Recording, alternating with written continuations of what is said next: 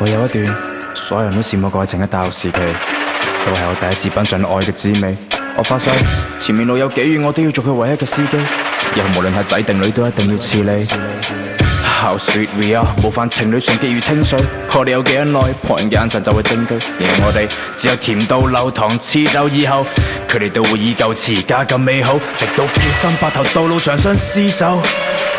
當然，我哋都覺得理所當然，喺各個方面，性格愛好仲有小怪癖，都鍾意法棍冰美牛油果奶昔。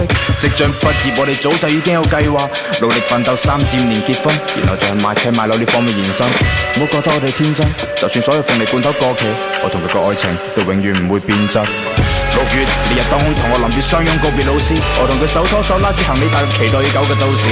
初出茅廬嘅我哋略顯無知，投遞簡歷最後只可以等人才市場報知。Very cool， 我望住嘅眼神無比堅定，同冷血嘅都市人對比起身顯得無比鮮明。呢個時候，佢側身望返我面帶微笑，眼裏面透露出你嘅期待同愛係幾咁美妙。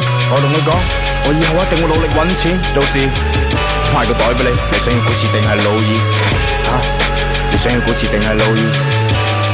你想要古馳定係路易？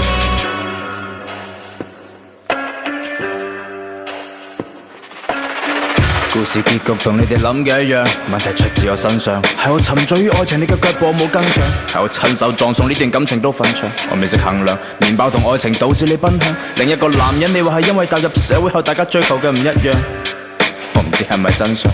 當然，我希望你好，我都冇死纏爛打或者再做文章。我係自願嘅，絕對唔算得上係忍讓。呢段時間就正變成我嘅伴侶。我似個細路攞住你以前送俾我嘅玩具，一啲都唔孤獨，因為仲有你未帶咗個衫褲伴隨。我嘅記憶仲清醒，所以我嘗試將佢灌醉。點啊？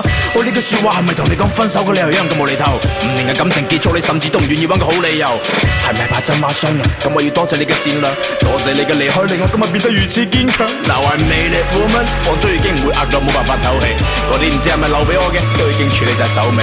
我知我需要喺沼澤中抽離，但種種跡象表面我貌似仲生活喺呢場遊戲。我唔知你而家嫁咗去外國定廣州，但如果我再見到你，我一定會捉住你唔放手。我會問清楚最後一個問題，你冇誤會，冇事。而家你想要古馳定係路易？而家你想要古馳定係路易？而家你想要古馳定係路易？